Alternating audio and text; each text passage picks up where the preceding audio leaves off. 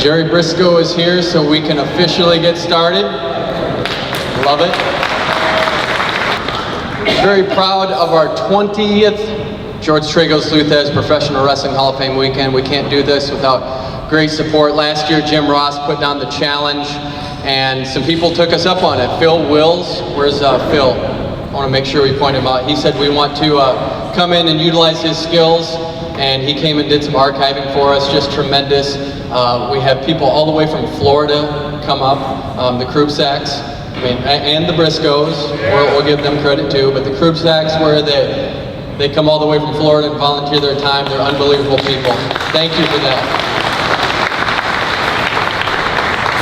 Before I pass this off to our Master of Ceremonies tonight, I just want to recognize 2 weeks from today, Jerry Brisco is going to be recognized as an outstanding American in the Florida State Chapter of the National Wrestling Hall of Fame. And we have a little video we want to show to recognize Jerry. Hey Jerry, congratulations on winning the Outstanding American Award for the National Wrestling Hall of Fame, Florida State Chapter. You continue to rack them up, my friend. Congratulations. Love you, man. Hey, this is Coach Matt Lindman. I just want to wish Jerry Brisco congratulations on Outstanding American in our Hall of Fame for United States of American Wrestling. We appreciate all you've done for us, and congratulations, Jerry. Hi, I'm Jake Hager, and I'm an All-American because I'm a Perry Maroon, but I'm a world champion because of a black woman, Jerry Brisco, from a brother, a friend, and a student. Congratulations on your Outstanding American Award from the National Wrestling Hall of Fame. From a real American to an Outstanding American, thank you. Thank you for everything you have done to the sport of wrestling. Hey Jerry, congratulations on your honor of being recognized by the National Wrestling Hall of Fame Florida chapter as an Outstanding American. Awesome, well-deserved, congratulations. Just wanted to say congratulations to Jerry Brisco, former Cowboy wrestler, on his selection as Outstanding American for the Florida chapter of the National Wrestling Hall of Fame. That's fantastic, and couldn't be happier for you. You're gonna have to get some more space on your wall for all your Hall of Fame plaques. Great job, and once again, I'm so proud of you. Congratulations, Jerry. Just want to send you a note, say congrats on being inducted as Outstanding American in National Wrestling Hall of Fame, Florida chapter. Go Pokes. Two-time Duke All-American heavyweight Jacob Casper, along with Diesel Dog here, and we want to take the time to give a special shout out to our friend, Mr. Jerry Brisco. Mr. Brisco, you were an instrumental mentor during my career, as well as so many other amateur and professional wrestlers. A heartfelt congratulations goes out to you on winning the Outstanding American Award through the National Wrestling Hall of Fame, Florida State Chapter. The award's well-deserved, and thank you for all that you do. Chad Gable here from WWE. I just want to send a huge congratulations to someone that's been a huge help to me throughout my whole career and helping me get to where I am, Jerry Brisco. Congratulations on your induction to the Florida chapter of the National Wrestling Hall of Fame for being an outstanding American. Jerry Brisco, Dan Gable. I just want to congratulate you for getting the Outstanding American Award. I'm not going to be there, but I'll tell you what, you're the right man. Hi, I'm John Smith, head coach, Oklahoma State University. I want to congratulate Jerry Brisco on receiving the Outstanding American Award for the state chapter of Florida, who's under the National Wrestling Hall of Fame. Jerry, very proud of you. You're a Poke, a great cowboy. Go Pokes. Hey, Jerry. Give Jerry a hand.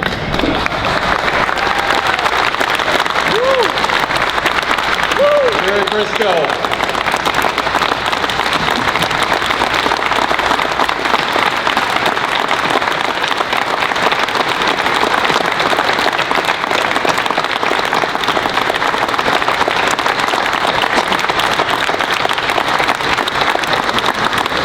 Congratulations, Jerry, on the recognition. We're going to get things kicked off tonight. I'm really excited about our Master of Ceremonies tonight. He's a WWE producer. He's a 5-time NWA champion. He's a great friend of the National Wrestling Hall of Fame Dan Gable Museum. We went and took a tour of the President's Hotel where 70 years ago the NWA was formed, and we went to the Gold Room where the NWA meeting took place, and he said, I got chills. Just shows you the level of commitment he has for professional wrestling and our sport. Please welcome Adam Pearce, our Master of Ceremonies for tonight.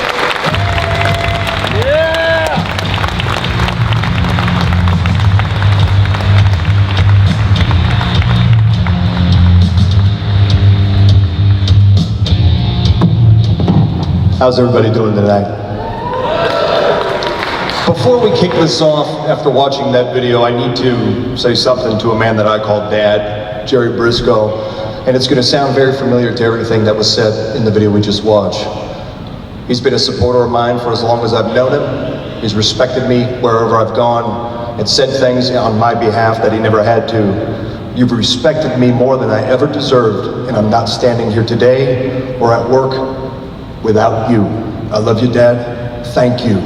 And on behalf of everyone here, please thank Jerry Brisco.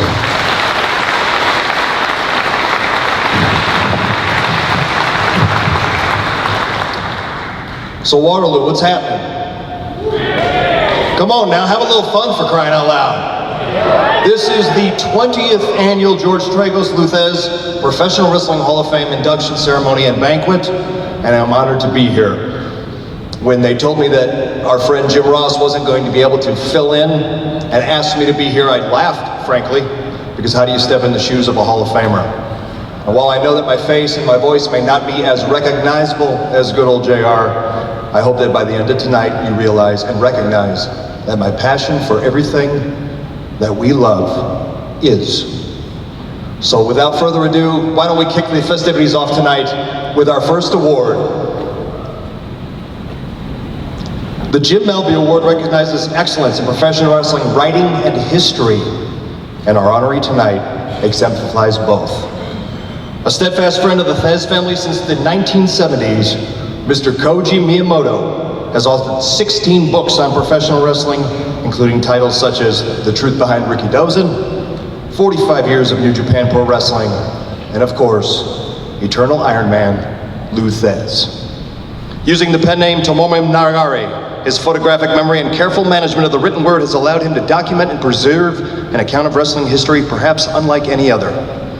His extensive interviews of some of the greatest champions in the history of our business make his complete history of Japanese pro wrestling must-read material. And to this day, Koji continues to dedicate his gifts to the industry with his articles weekly in Weekly Pro Wrestling magazine. We honor him tonight and add his name to the list, which includes Larry Matisic, George Napolitano, Dave Meltzer, and the venerable Bill Apter. Ladies and gentlemen, please join Charlie Thesz and Scott Teal in welcoming our 2018 Jim Mel B Award winner, Mr. Koji Miyamoto.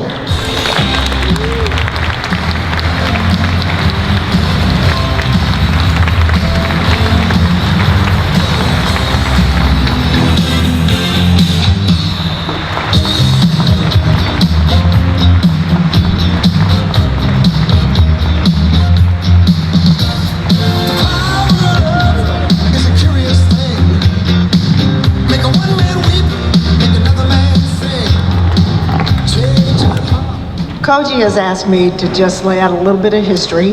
He'll speak to you soon after Scott Teal talks about how he knows Koji. Koji and I met Lou about the same time. Koji met him in 1974 and was an avid fan.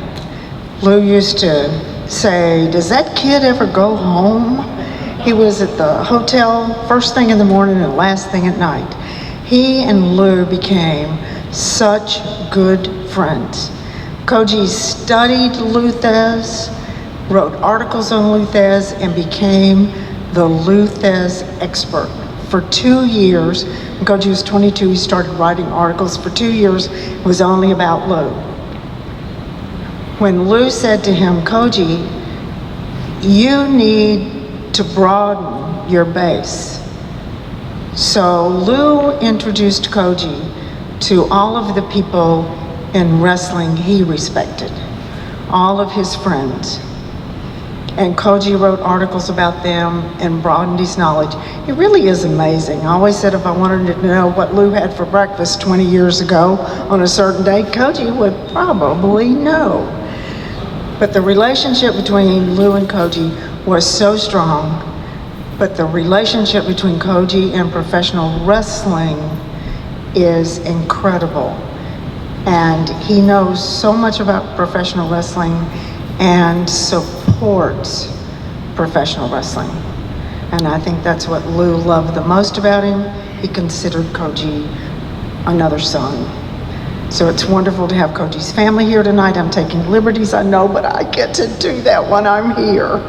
Koji's lovely wife, Tomomi, his daughter, Sai, his son, Takaya, are here to honor their father, and we are too. Koji has done so much for professional wrestling. So Scott will give you a little bit of the historian side.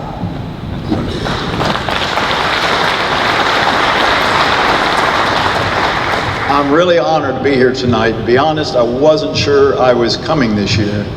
And when Charlie called and said Koji was going to be recognized, I knew I had to be here. Koji is one of these guys I really look up to. You have all your WWE stars from the NWA of the past, but my heroes are these guys like Koji who preserve the memories of you guys. Because the way wrestling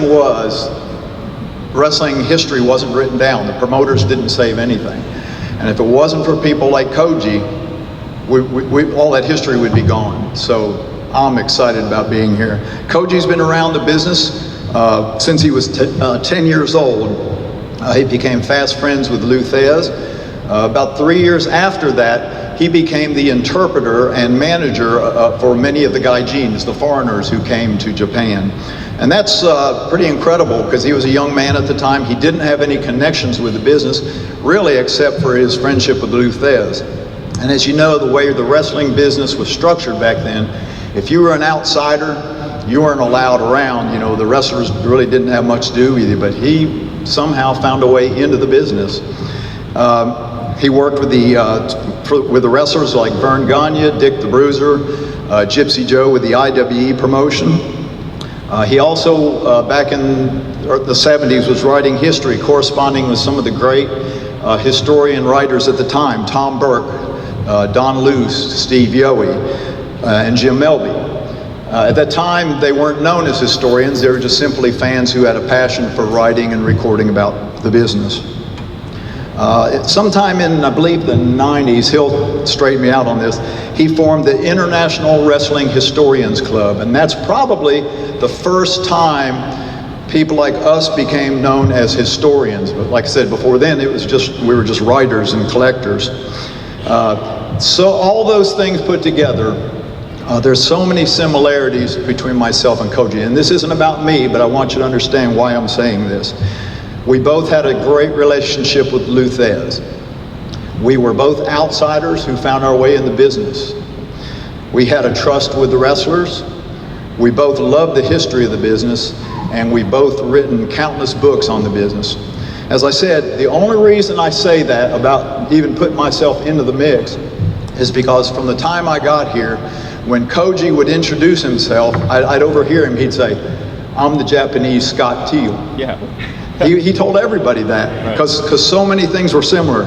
But that's not exactly the way it is. It's the other way around. I am the American Koji Miyamoto because he's my hero. And that's how I feel. And I'm so proud of it. And I'm proud to be here today. I wouldn't miss this for anything. I've never met Koji in person, so this is an opportunity that I finally got to meet him and his beautiful family. What a great, polite, nice people they are. So at this point, I'd just like to introduce someone I consider not only a great historian and writer about wrestling, but a good man. He is a wonderful person. So I'd like to introduce at this time the brother of my Japanese mother, Koji Miyamoto. Thank you, Charlie. Thank you, Scott. Thank you, everybody. Please take a seat. Please. It's too much. Like Scott told, preserve or perpetuate professional wrestling history sounds good, but actually, Scott, myself, every historian has own business from Monday to Friday.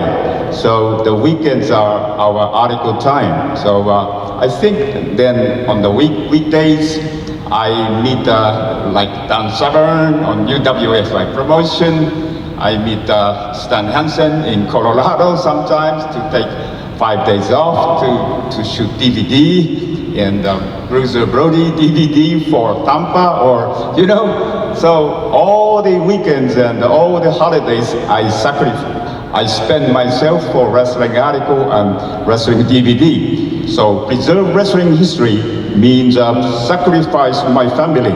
So let just me allow to introduce my family on this table, on this stage for just one bow. Allow me, please. My wife, my son, my daughter just come.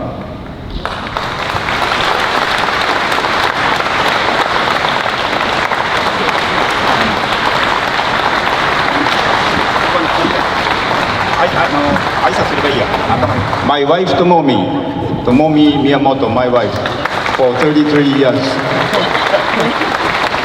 My daughter's side, 26. My son, Takaya, 29. So thank you very much for your support, and it's the greatest honor for me tonight. Thank you very much again. Thank you, Charlie. Thank you, Scott.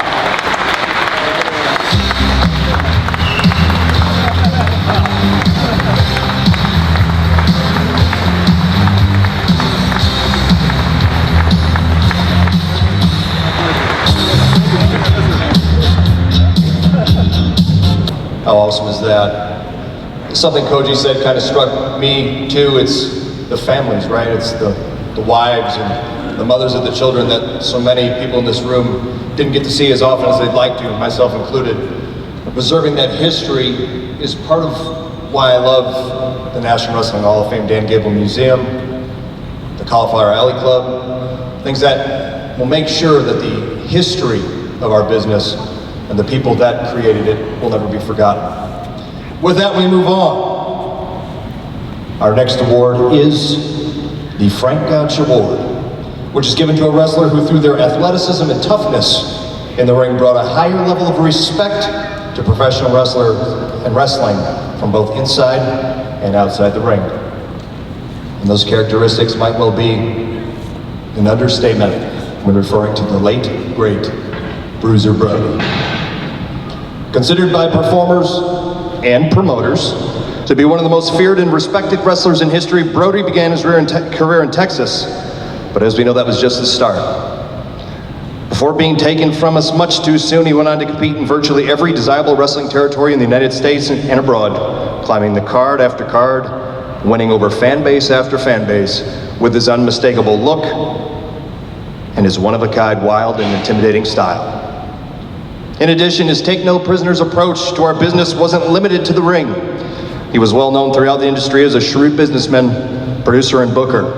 Yes, all in all, Bruiser Brody and every aspect of his legacy is what has led him to this award and our well-deserved recognition tonight.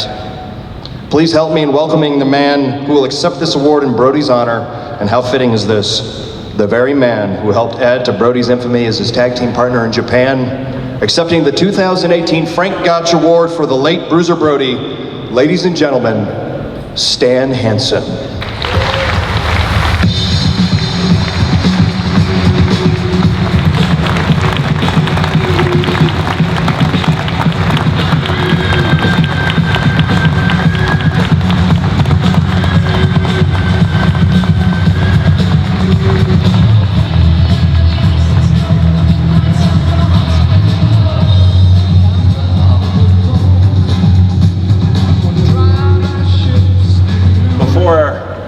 Before I bring up the lady that is going to take this award home for Frank, Barbara, I'd just like to say a few things, first about, Frank. And sometimes I call him Bruiser, but most times I call him Frank. We were coming out of, like the song says, Jackson, Mississippi on a Saturday night. We were literally going down Highway 80. And back then, you know, in the early 70s, Mississippi at night was a pretty scary place. So Frank and I were driving shoulder to shoulder. In fact, our shoulders were overlapped a little bit because he had a 240Z. Can you imagine 300-pound guys crammed into a 240Z? Anyway, as we were going out of town, there was a big car full of rednecks came up, and they had us down. They were screaming at us because we had just come from the matches.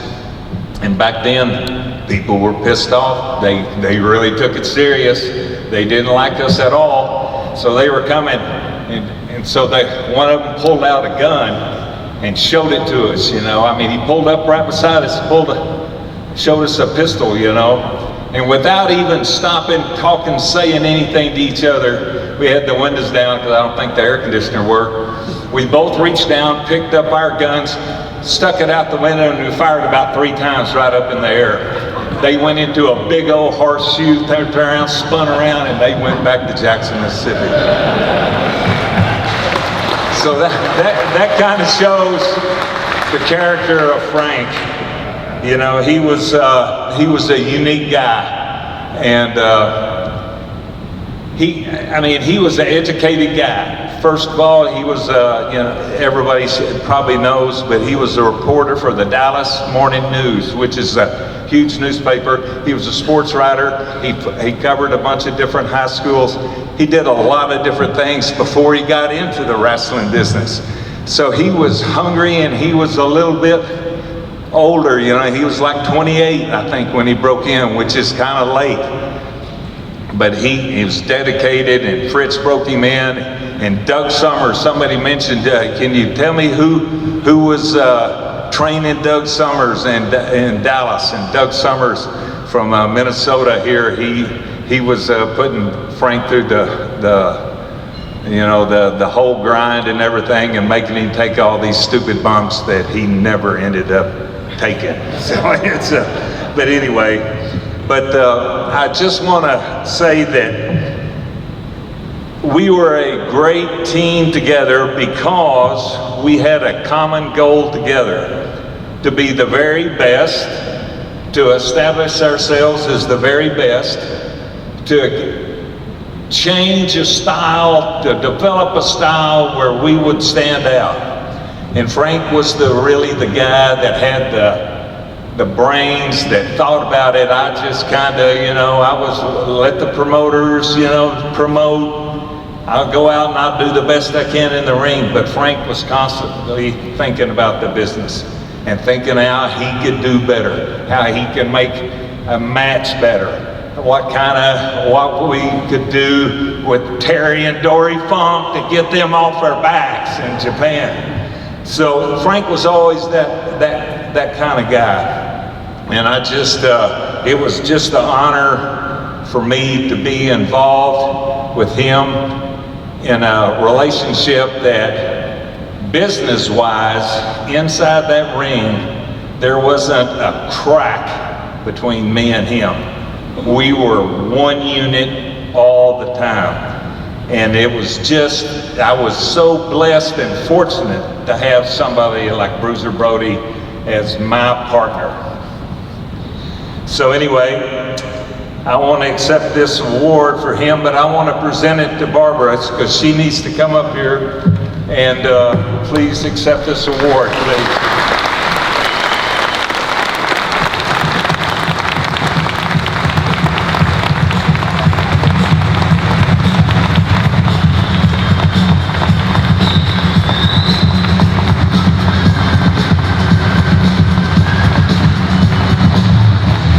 The lady that tamed Bruiser Brody. Well, thank you, Stan, and thank you everyone in this building. What a prestigious award, and what is probably considered the best Hall of Fame in the country. This is, such an honor, 30 years after his untimely death, that he is still being awarded and still remembered, and still the legacy of Bruiser Brody is still out there. I am absolutely amazed the people that still remember. And one of the stories, which totally, I was in the Vegas CAC, and this young gentleman came up to me. He was very polite, said he'd read my book, and I looked at him and I said, well, how old are you? He said, 29 years old. This young gentleman, who is in the wrestling profession, was not even born when Frank passed on. And I thought, what a legacy that this gentleman, Bruiser Brody, had left to even some of the younger ones. Because these were, when he passed, there was no YouTube, there was no internet, there was no technology. And now, with the YouTube and technology, all these young people are actually getting in contact with me and telling me about his matches and how they look up to him. And to me, what an honor, what a legacy that he has left. And I'm just overwhelmed when I look around and see everybody out there. And to get this award to take home and to have Stan, who has always been in touch with me for so long. And then when I see Tony Guerrero, JJ Dillon, these were people I met 40 years ago when I first met Frank. And it's like to be here and to look around and to see a family and to hear people tell me about my late husband. I am just so overwhelmed. So thank you, the Dan Gable Museum, the Thesz, George Tragos. I'm just, a Hall of Fame is just, I'm overwhelmed. And thank you, and thank each and every one of you for remembering.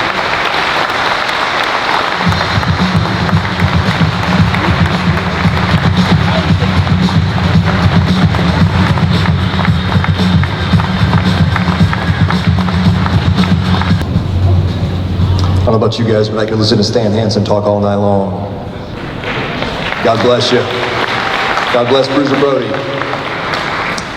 With that, it's now time to induct the first of two legends into the Jorge Vega Professional Wrestling Hall of Fame. And of course, qualification is determined based on a substantial impact on professional wrestling, general impact and respect within the profession, and a strong amateur wrestling or athletic background. Owen Hart ticks all the boxes. An accomplished wrestler at both Ernest Manning High and the University of Calgary, Owen made his unforgettable name in the professional ranks. Trained in the legendary Dudgeon, he gained early fame in Stampede Wrestling, was named Pro Wrestling Illustrated's Rookie of the Year in 1987. He parlayed that success into several international tours and success, notably for New Japan Pro Wrestling, where he was crowned the IWGP Junior Heavyweight Champion in 1988. And following that success, Owen returned to the then WWF, where his rocket really took off. His rivalry with brother Brett over the WWF World title will live forever, culminating inside the steel cage at SummerSlam in 1994. He was crowned King of the Ring in the same year and European Champion in 1997. It was also in 1997 where he won the Intercontinental Championship twice. On top of that, he held the Tag Team Championship 4 times with Yokozuna, Davey Boy Smith, and Jeff Jarrett. And sadly, in 1999, he was taken from us. He was no doubt a champion in the ring, but by all accounts, he was a bigger champion at home. He was a devoted husband and father, loved and admired by his peers. He was a world-class performer around the globe and equally remembered for his sense of humor.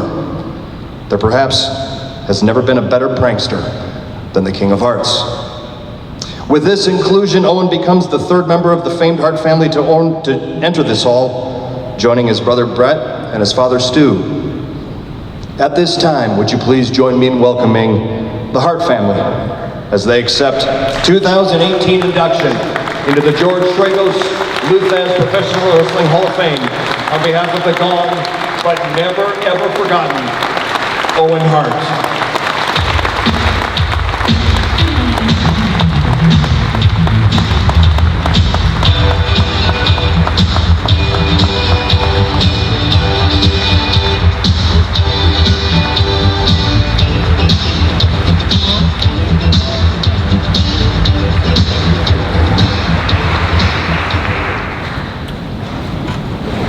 I'd just like to say that we're humbled and grateful I know Owen somewhere up above is smiling, and my dad is as well. It's a tremendous honor, especially Dan Gable, Thesz, George Tragos. I couldn't name anyone higher than that in the history of the wrestling business. So I know Owen will be tremendously honored, and he loved this business and was passionate about it, and proud to be a member of the wrestling fraternity. And I'd like to just, on behalf of our family, thank each and every one of you guys and the whole wrestling universe out there for all the support, and it means a lot to us. Thank you, and God bless.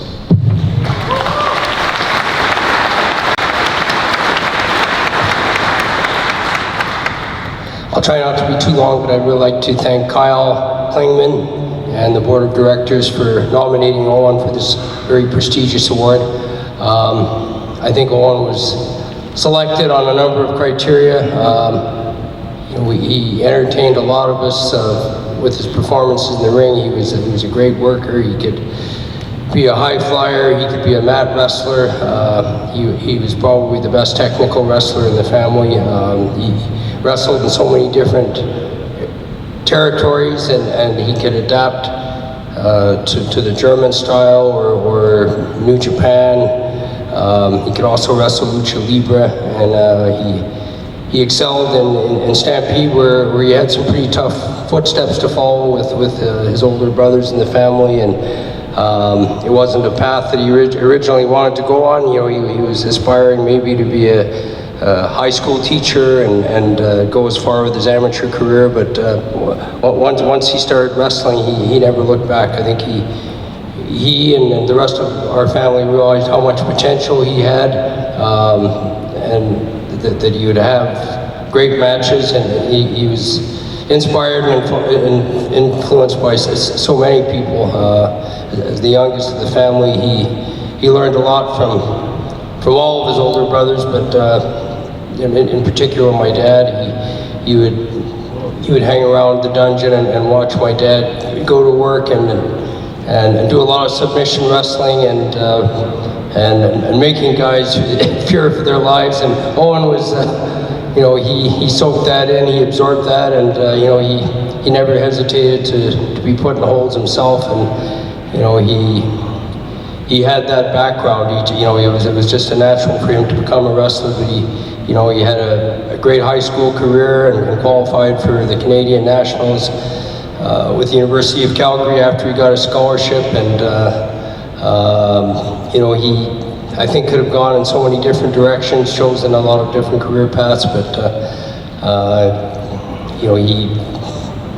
he entered professional wrestling, I think, just with an open mind. Let's see how it goes and see how he follows the footsteps of Bruce and Brett and Keith, who are already proven successful wrestlers on our circuit, and he just had something different. He learned something from them, something from my dad.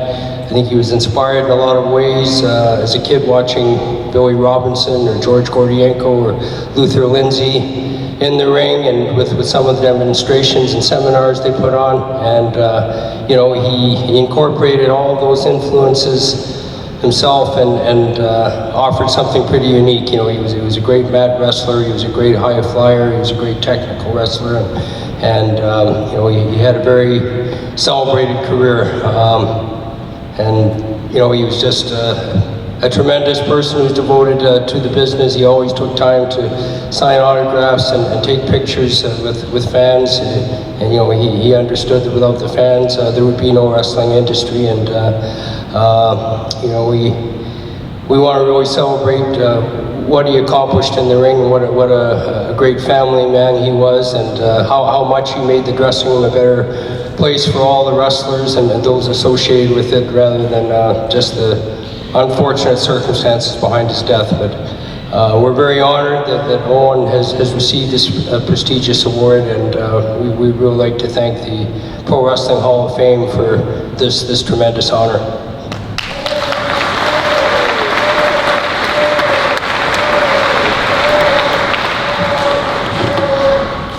I would just like to say on behalf of my mom and dad, they would be so proud of Owen being inducted into the George Tragos Thesz Hall of Fame.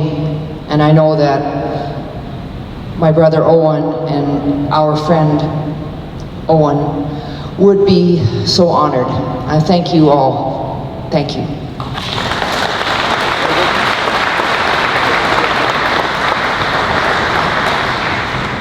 If every heart spoke, we'd be here all night. So I'm just going to say it's really good that Owen has finally given back to the people, the wrestling fans who've loved him ever since he left us. So I'm glad that he's found a place in this Wrestling Hall of Fame. I think it's the most appropriate place for him to be appreciated. Thank you.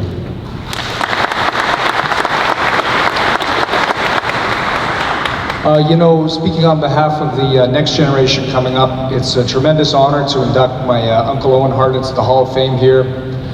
So far what I've seen, the Hall of Fame here I think is the best in the country, and I'm really, really glad that we can recognize Owen's skills, not only as a professional wrestler, but also his amateur attributes as well.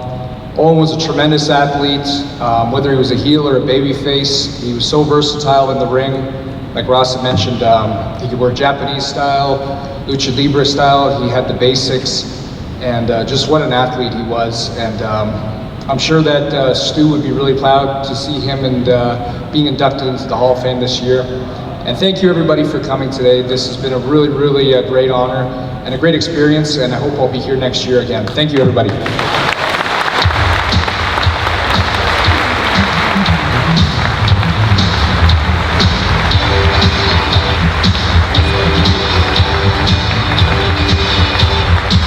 Give one more round of applause for the late Owen Hart.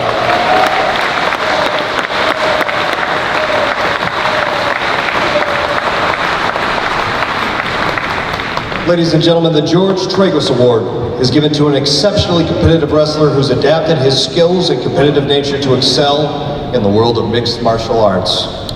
As a two-time Wisconsin State champion and three-time high school All-American out of Arrowhead High School, Ben Askren seemed destined for wrestling greatness. That apparent destiny led to his status as a two-time All-American and four-time NCAA finalist at the University of Missouri, where he'd become NCAA champion in both 2006 and 2007. In those same years, he was named the Collegiate Wrestler of the Year, winning the Danny Hodge Trophy. And also in 2007, he was nominated for an ESPY in the category of Best Male College Athlete. He made the 2008 Olympic team in preparation for the Beijing Games, and afterwards decided to enter the world of mixed martial arts. After making his debut in 2009, he compiled an undefeated 18-0 mixed martial arts record, winning welterweight world titles for both One Fighting Championship and Bellator. The man that many have touted as the best welterweight in the world is currently an owner and a coach himself at the Askren Wrestling Academy based in his native heartland, Wisconsin. The Academy is dedicated to helping young wrestlers achieve their goals, and it is now also home to the 2018 George Tragos Award winner. Ladies and gentlemen, I give to you Ben Funky Askren.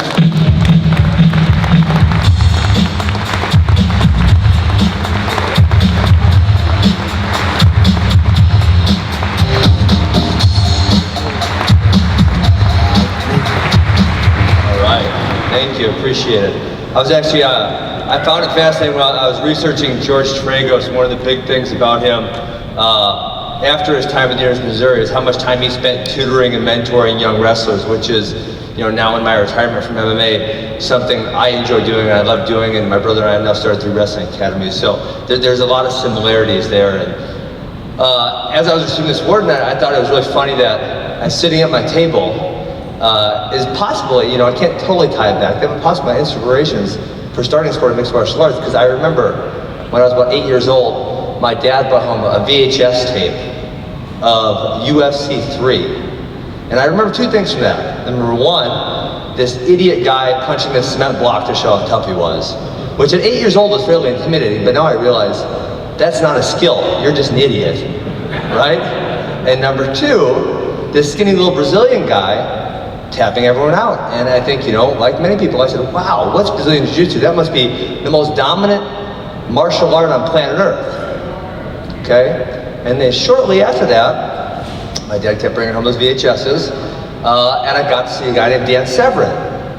And Dan, who's sitting at my table, was one of the first high-level wrestlers to make the transition to mixed martial arts and have a high level of success. And so then, you know, as a 9-year-old, 10-year-old, somewhere around there, you know, it's awesome to be able to take pride in the sport that you do. I was a wrestler, that's who I identified as. And now to see wrestling being the most dominant martial art, wow, that's fantastic. You know, wrestling, wow, you know, I know it's a tough sport, but are wrestlers really the toughest people on the planet? They could be.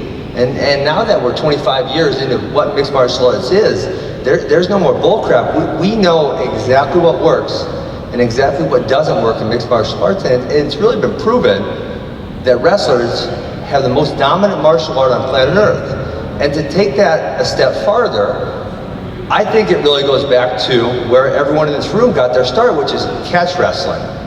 And not enough people recognize that yet, but you know, as I said in UFC 3, when we saw that Brazilian Jiu-Jitsu guy laying on his back submitting everybody, we thought, wow, that's amazing.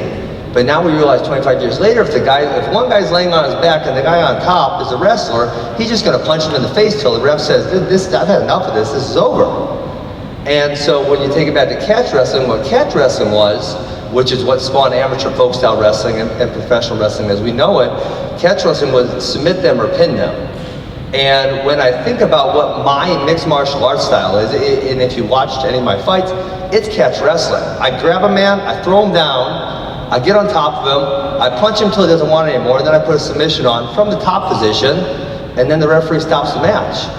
And so, you know, I think if we go far enough back, the most dominant martial art on planet Earth is where we all come from, which is catch wrestling. And so, you know, I've been really proud to carry that flag through my entire time in mixed martial arts. A lot of people as wrestlers, you know, they catch flack, oh, you can't stand up, you can't do this, you can't do that. And I always thought, you gotta dance with who brung you. I've been a wrestler since I was 5 years old, and I'm very, very proud of that. And I try carrying that torch all the way through mixed martial arts to help ensure that everybody, planet Earth, knows that wrestling is the most dominant martial art on planet Earth. So guys, I appreciate that. I appreciate this award. Thank you, Kyle, for nominating me. And it's been an awesome event to be a part of. Thanks, guys.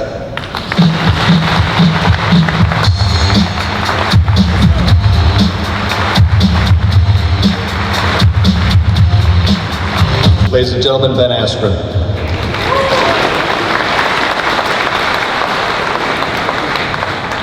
And what an appropriate segue to the second of our two inductees into the Thesz Tragos Hall of Fame tonight. Because with this induction, Dan the Beast Severn becomes the first person in the history of the Hall of Fame to be honored on 3 separate occasions. Give it up. He was awarded the Frank Gotch Award in 2002, the George Tragos Award in 2012, and tonight Dan Severn receives the Hall's highest honor. A legend in the worlds of wrestling and mixed martial arts, Dan Severn has seemingly done it all. Listen to this. High school national champion in both Greco-Roman and freestyle wrestling. 3-time All-American at Arizona State University Wrestling Hall of Fame. Olympic alternate in 1980, 84, and 88. Countless national and international amateur championships, and then as a pro, 2-time NWA World's Heavyweight Champion, a member of the NWA Hall of Fame, and a former WWE superstar. He's considered a pioneer as the first high-profile amateur wrestler to enter the octagon for the UFC, winning the Triple Crown, if you will, by winning the UFC 5 tournament, the Ultimate, and the UFC Super Fight Championship, and when you know it, he's also enshrined in their Hall of Fame. You'd be hard-pressed to find a man more decorated or more respected, and it's damn near impossible to find a man more deserving of the honor he receives tonight. Join me in welcoming to the George Tragos Thesz Hall of Fame class of 2018, Dan the Beast Severn.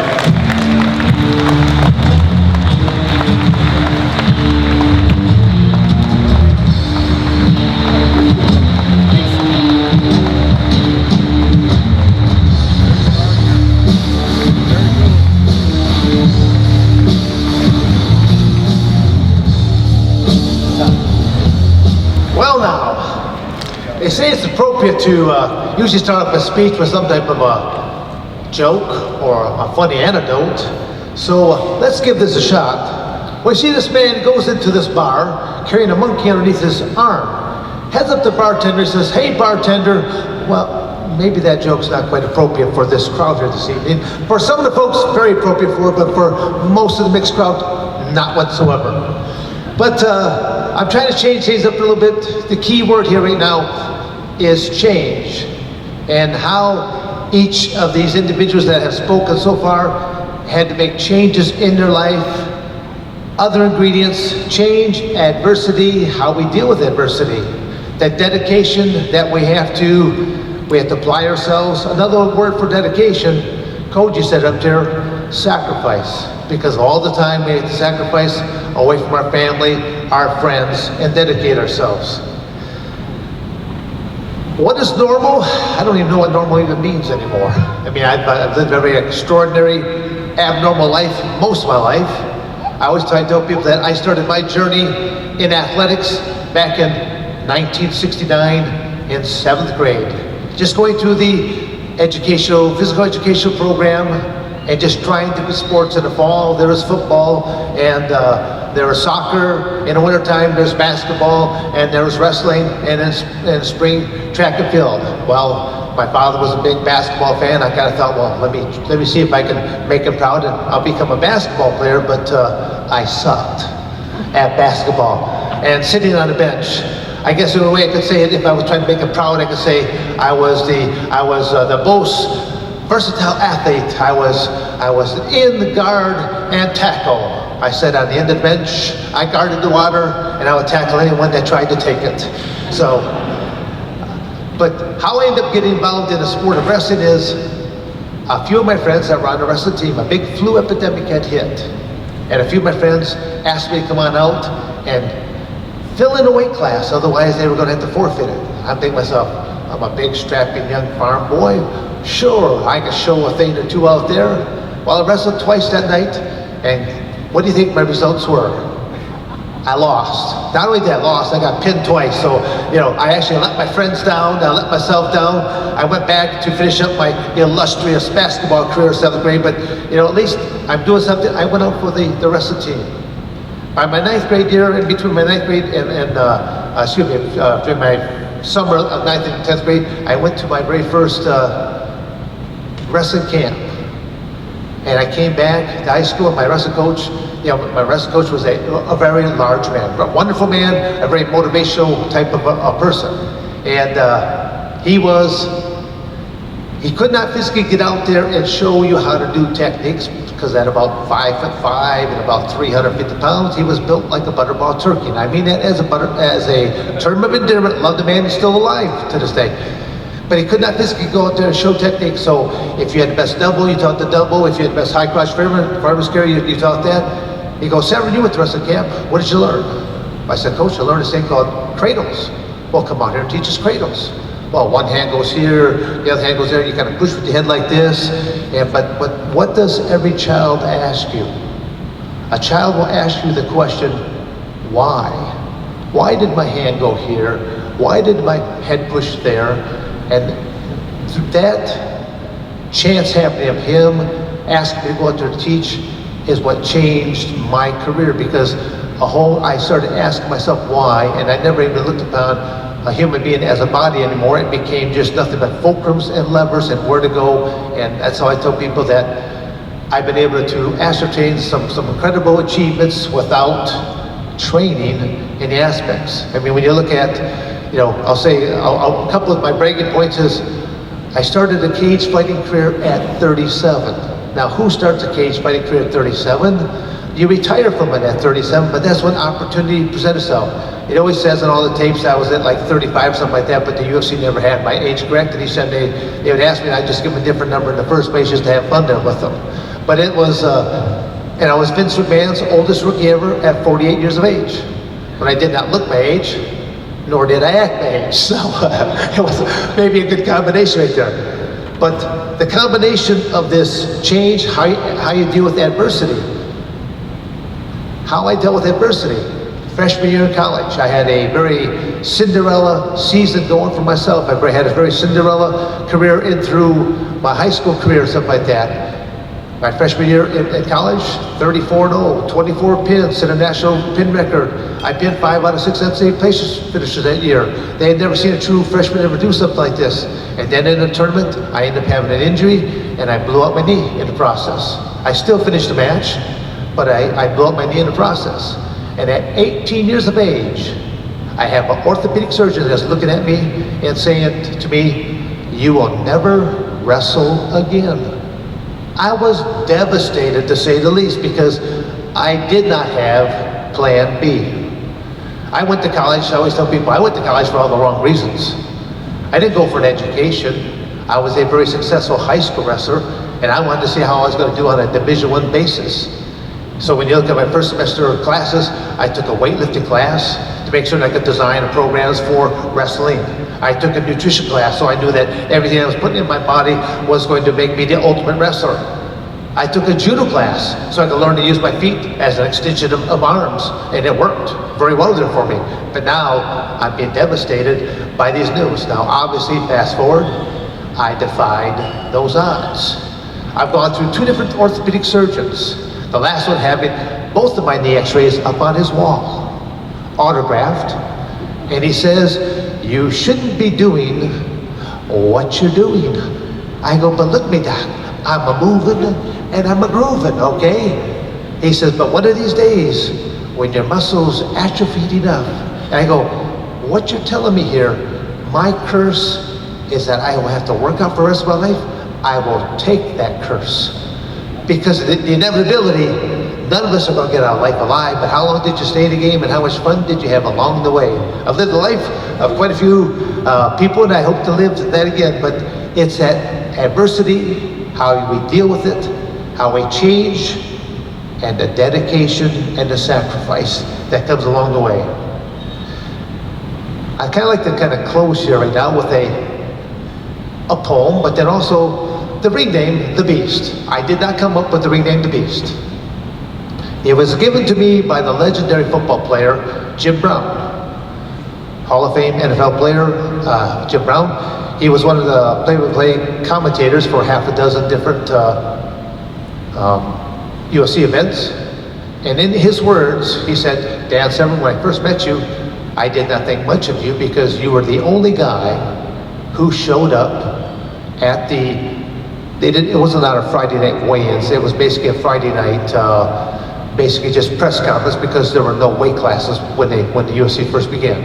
He says, "You're the only guy that showed up to the press conference wearing a sports jacket, a tie, and wearing your glasses." He says, "I can tell you're a rather intelligent individual." He goes, "And you're rather soft-spoken. I thought these guys are going to eat you alive." He says, "But then I see you walk out to that cage and I see a transformation, much like watching Clark Kent turn into Superman." He goes, "How do you turn it on like that?" And I'm thinking, Jim Brown is asking me a question like that? The most punishing running back in the history of the game, in my opinion.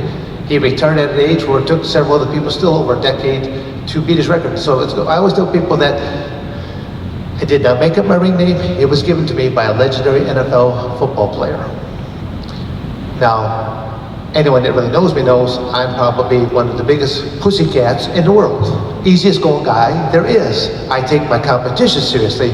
Dan the Pussycat Severn doesn't sell tickets. But, I came up with an acronym of what I can live with as the Beast. The word THE, though, stands for Dan Severn. I'm a teacher, humanitarian, and I'm an educator. My message to young people is Beast. To believe in yourself, to educate yourself, to adjust your everyday attitude, to study hard, and then to teach others, because you can't take it with you. So on that note, I shall now go into a poem. It's a poem I wrote probably around that 92 time period as I was going back and forth to Japan and working for the UWFI organization. And trust me, writing a poem was the last thing on my mind, but as I'm flying back from Tokyo I can't sleep. I've got all these little rhythmic type of lines that are going through my mind. I pull out the barf bag, pull out an ink pen, and literally within 10 minutes, I wrote this. And trust me, I have never wrote anything any so good. I don't have it up here, so I'm gonna basically recite it from memory, but I think it goes, this same theme is with a lot of the individuals that have been up here accepting their various awards. The title of the poem is called The Match Promise. And it goes like this. Before I walk onto that mat, I pause a moment to reflect on back. From where I came, it wasn't much, but where I'm headed, I cannot be touched. These words I speak, they are the same. Speak them I must, they're part of my game. I must promise to do my very best to put my opponent to the ultimate test, to rise above all that he may do. I will see the match all the way through. Win or lose is not the score. Knowing I did my best, this means more.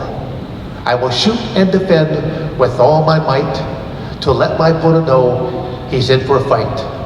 I may tire and weaken, my body may begin to cramp, but I will not stop. I want to be champ. When the whistle blows, the match is done. The ref raises my arm because I have won. I am not average, not like the rest. I will rise above and become the best. It is my goal to reach the top, and no matter what, I will not stop. There you go, thank you.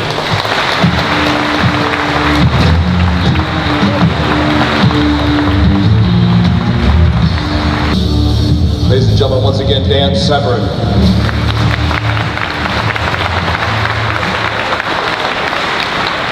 Before we get to our final presentation tonight, I'd like to introduce, welcome, and draw your kind attention to Mr. Bill Murdoch.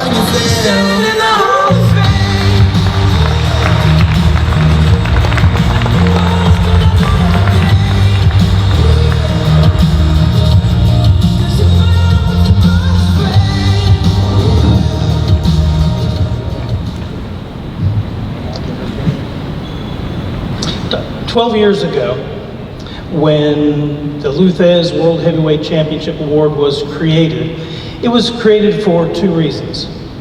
One reason, to draw attention to and recognize and honor those in the sport of wrestling that have taken the tenets and the lessons and all the great things that you've heard tonight to a different level, to take all of that into the level of public service, to honor them and to shine a light on their good works, their time, their talent, and the ones who have taken their recognition to help those that are less fortunate. The other reason, of course, is to honor and certainly the memory of the great Thesz. As you all know, Thesz, a six-time National Wrestling Alliance heavyweight champion in 4 different decades. But this award is not to recognize Lou, as many others do, for his accomplishments in the ring. It's to recognize Lou as the man that he was. The compassionate, kind, generous man who had really personified the word champion.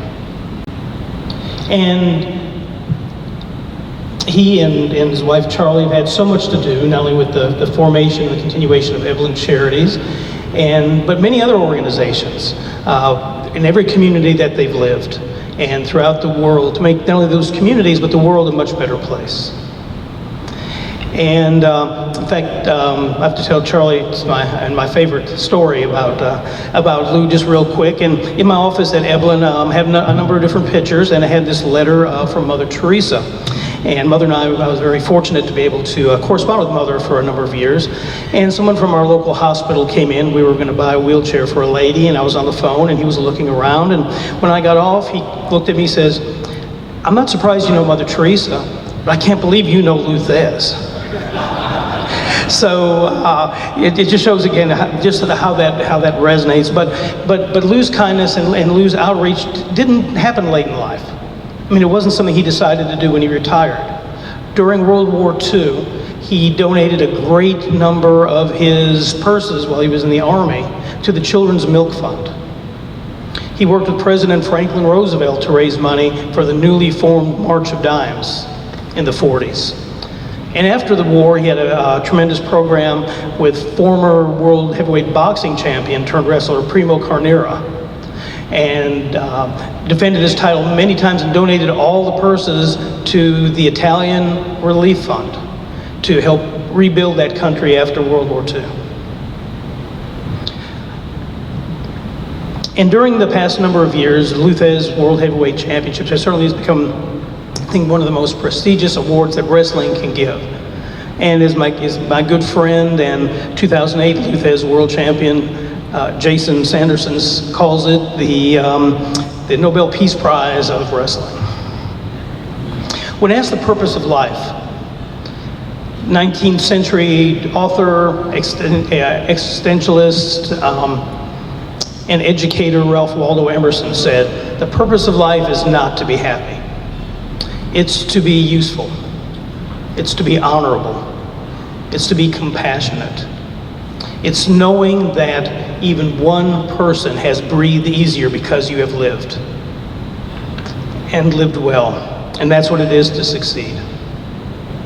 And I think our recipient tonight personifies that, and I think it would be difficult to find anyone anywhere that would better fit that description than our recipient tonight, Booker Hoffman, or we all know as Booker T, who's here with his lovely wife, Charmel. So thank you all for being here and for accepting this award.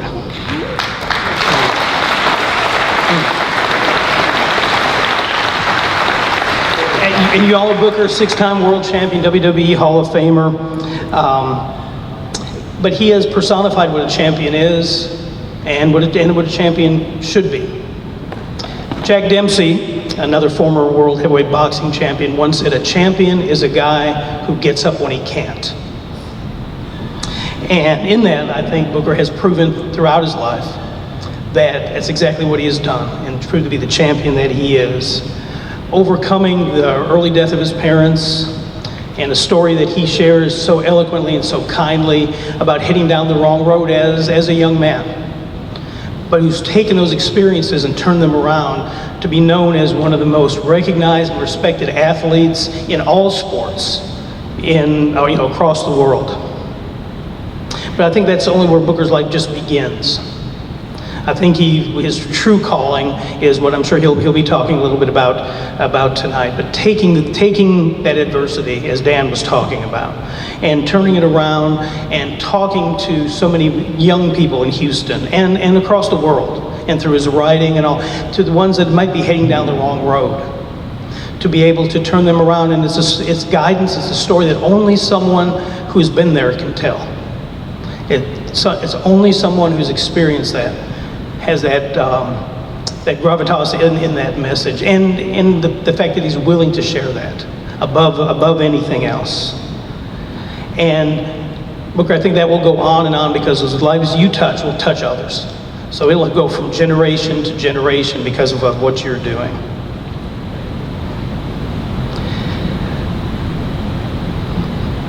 Booker, I know that Muhammad Ali is one of your heroes, like so many of us. And I want to borrow a line from one of Gerald Brisco's speeches, a quote from Ali. And Muhammad Ali said, "A service to others is the rent you pay for your room here on earth." And I think Muhammad Ali would be very proud of you tonight, as we all are. Congratulations.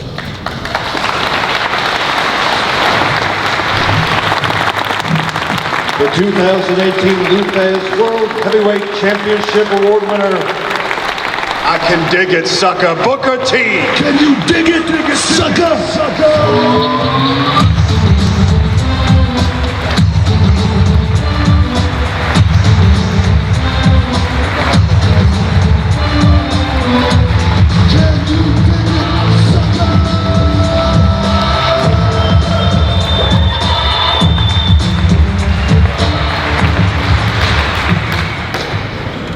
Wow. I don't have a speech or anything prepared. I learned in wrestling a long time ago, if you don't prepare it, you don't mess it up. It's just not a mess up, you just go out there and wing it, This is such a high honor for me. Talking about where I came from, just a kid from South Park, Texas, and a little small part of Houston, and this is the last place I ever imagined being here in the Pro Wrestling Hall of Fame.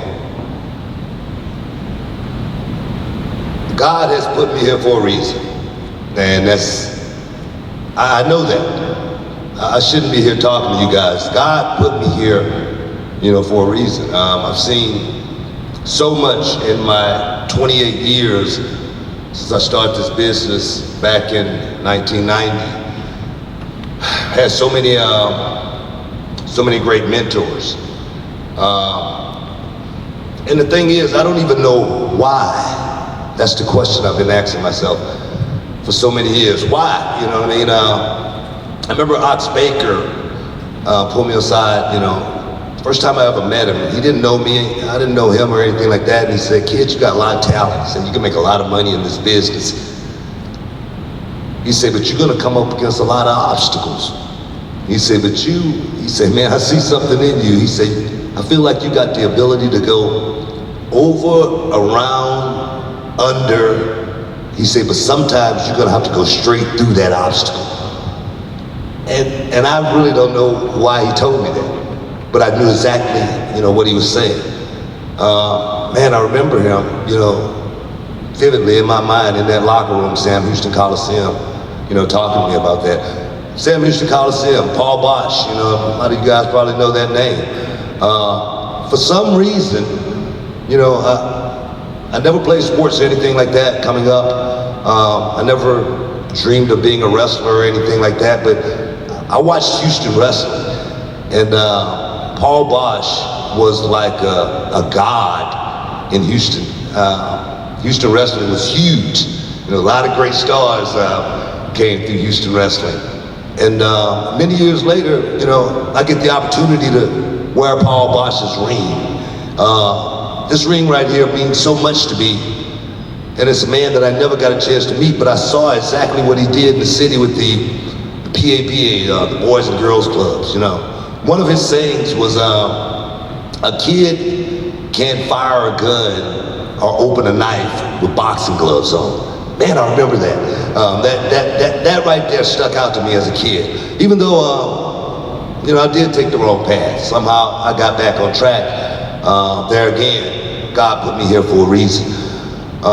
Through those, years on the road in the wrestling business, man, like I say, man, the journey, man, was unbelievable. The places I've got a chance to see. First time I was on a plane, I was on a trip going to Japan. I had never been on an airplane before. And I'm like, what the hell is going on? But it was awesome, got a chance to see how the Japanese people live, their culture. It was such an awesome experience. The people that I've met along this journey, people talk about the championships. I don't remember a whole lot of the championship matches I've had, guys. I really don't. A lot of the matches, I don't remember them till, somebody bring them up or I happen to see them, but, Mr. Brisco, Tony Gurria, J.J. Dillon, man, those guys are priceless to me. Those guys have meant so much to me, and they probably don't even know it, man, but you guys have been more than family to me. You guys have treated me like family. JJ and I, we've made a whole lot of money together.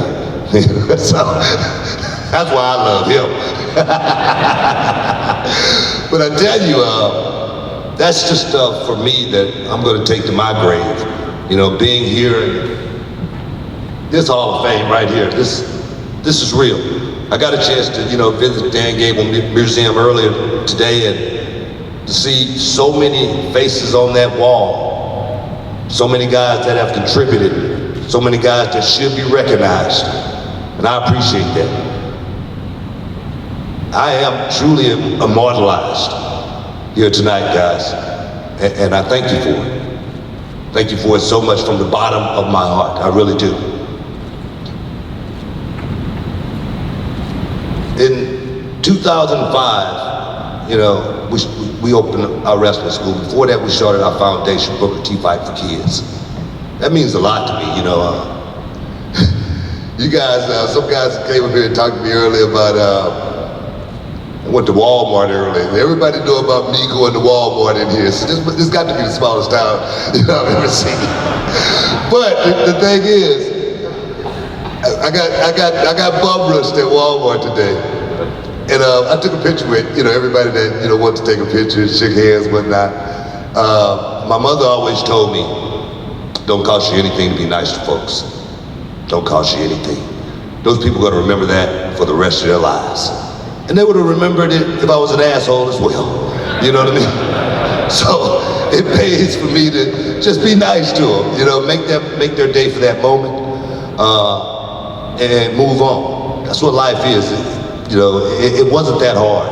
You know, my mother taught me, you know, the smallest little bitty things, you know, please, thank you, yes ma'am, no sir, junior. That will take you so far in life. Just utilize it. Those are the things that got me where I am. Like I was saying, starting our foundation, you know, wanting to help kids is a passion for my wife and I. We wonder sometimes why we do it, you know, why we spend so much time, you know, trying to help others. Sometimes we say, man, we ain't gonna do this no more. But we wake up the next day doing the same thing. That's what we do. You know, we just keep putting one foot in front of the other and trying to change one's life. We opened our wrestling school in 2005. 2018 now, man, and we're still going strong. We've had so many kids come through, and it's not about them making it to the big time or becoming WWE superstars or anything like that for me. You know, I tell them that's your dream. I've lived mine. You know what I mean? I'll give you the tools. If you have what it takes, I'll put in a word for you after that. It's all on you. Being able to mentor youngsters is, for me, a passion. You know, I get more out of it, I think, than they do. And for my wife and I, it's a labor of love. It's something that we do without even thinking about it. You know, one of our girls, you know, Ember Moon, she came to me. She's in WWE now. I remember her coming to me when, you know, she was a young girl and her mom and dad was with her and, you know, asking me, can she make it? And I'm like, we don't sell dreams here. But if she have the tools and she have the heart in this business, she can go out there and make it. If she have the attitude to know what it takes to make it in the locker room, she may have a chance at making it in the ring. And she went out there and she's done a hell of a job representing Reality of Wrestling, my wrestling company. I tell you guys, the journey has been awesome, but I cannot accept this award without really paying homage to the driving force behind Booker T, you know, the machine behind the man. I cannot accept this award. My wife, literally, you know, she's the best thing ever happened. And we are truly a team. Without her, you know, I wouldn't be up here. I honestly really truly believe that. All the work that gets done, that's why I say we. You know, I don't never use I, never use me. You know, we've done this together. And for me to be able to accept this award, I gotta have her by my side. She gotta say something because, you know, she is my.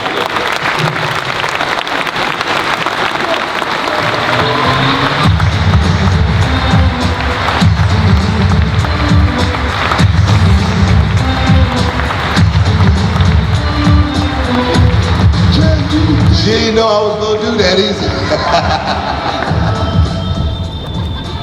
I really wasn't expecting this, but I want to thank you so much. Thank everybody for this honor. You all know my husband is an amazing man, and he is very, very selfless.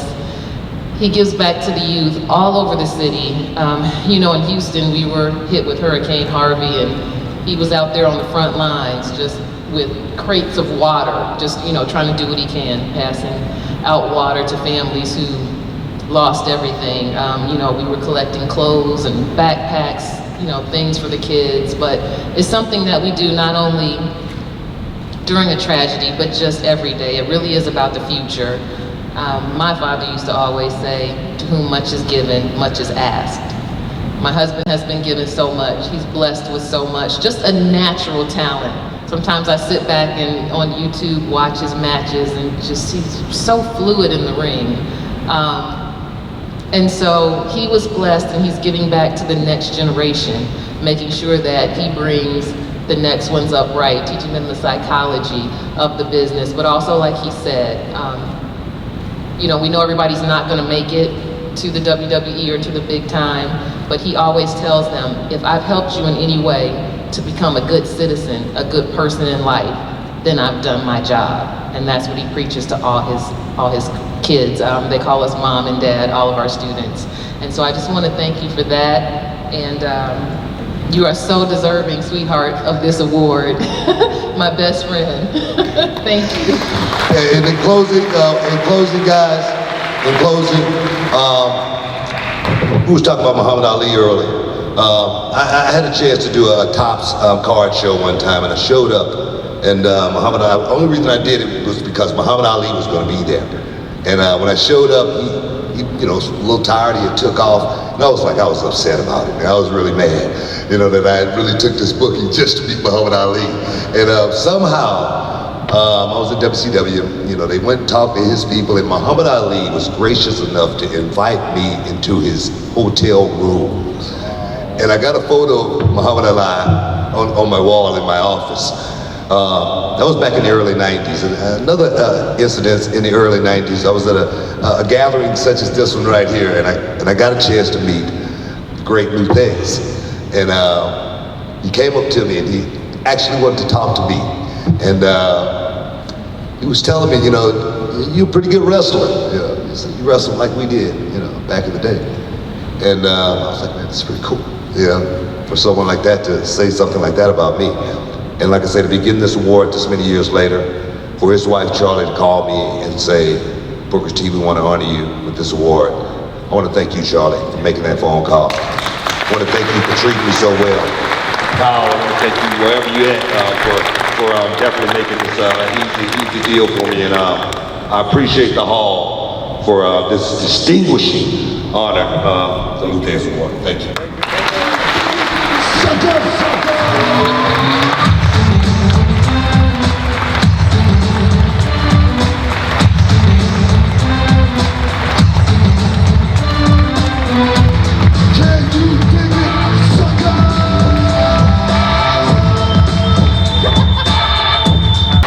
In a second here, I'm going to ask Miss Thesz up here to take it home, but if I could just steal 1 minute from everybody here, I wanted to kind of share my reflections on the evening and how much of an honor it has been for me to sit up here and watch and listen, respect become personified in human form. And if people ask me what my impressions of this day would be, I would answer it with that one word, respect. One thing I do wish I saw more of in this room is a younger generation. The kids that are coming up in the business, and I don't realize it's weird for me to say the word kid, but I've been doing this 22 years, and I want to see people younger than me with a passion like everybody else in this room join us in the brotherhood and the sisterhood that is the wrestling industry. It's crowds like this, rooms like this, ceremonies like this, opportunities like this that will continue to perpetuate the love for the respect of our business that I see in each and every one sitting here tonight. So thank you for that very, very much.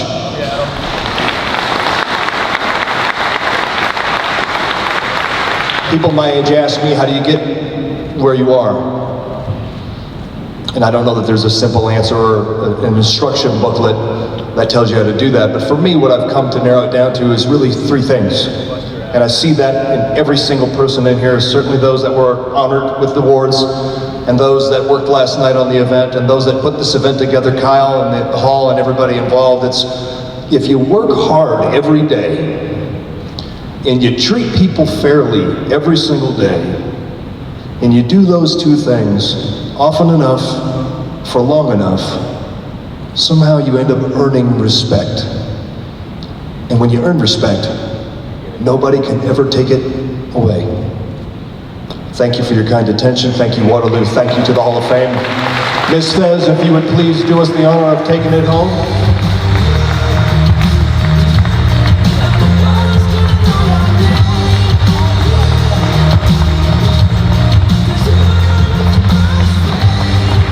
Thank you, guys. Every year, they put somebody else in the closing remarks, and I go up and say, Kyle, I have to be the last one to speak.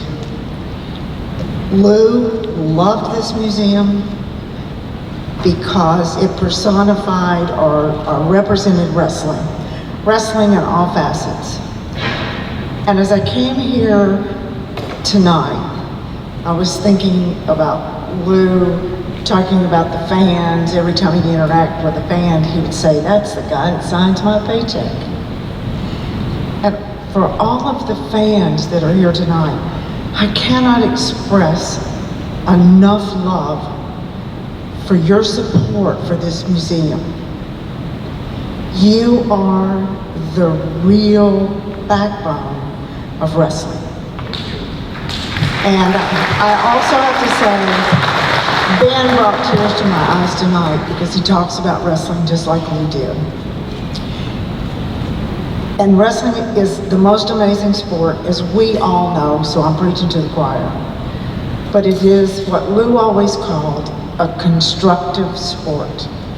And I think he meant that not only in that it doesn't tear your body up quite as much as other sports, but it builds your spirit and your soul. And I see that tonight, not just in the incredible wrestlers that have been recognized, but in the incredible fans that are there for all of the wrestlers and have been there for all of us, the guys who sign our paychecks. But thank you so much for supporting this museum. Bring your friends. Any suggestions you have, let us know, because this has to perpetuate for our society to be strong. I thank you guys so much. And Lou has definitely been here tonight, and all of you, but especially Ben, thank you. Good night, thank you. Thank you, Charlie. I've been to a lot of banquets. I'm not sure I've been to one with better content and a better banquet than this. So a round of applause for all of the inductees one last time. Three very important messages here before we close out. Number one, there is an informal social at Single Speed if you want to go down there. Nothing catered, nothing other than just gathering down there. So if you want to go down there, if you can. If you need a ride to the airport, we have a shuttle leaving at 3:45 a.m. for those early flights. If that doesn't accommodate you, you need to see me or else you will not get a ride. So Wes is already raising his hand, so come see me on that. The final thing is, before anyone moves, I need all of the inductees. So I need the Hart family, I need Booker T and Charmel, I need Ben Askren, I need Koji, I need everyone that accepted the awards on behalf of Bruiser Brody to come over here so we can gather them for a picture before anyone moves, so that we can make sure we capture that. So if you guys can please come over here to make sure we get that accomplished. Other than that, have a great night. Thank you so much.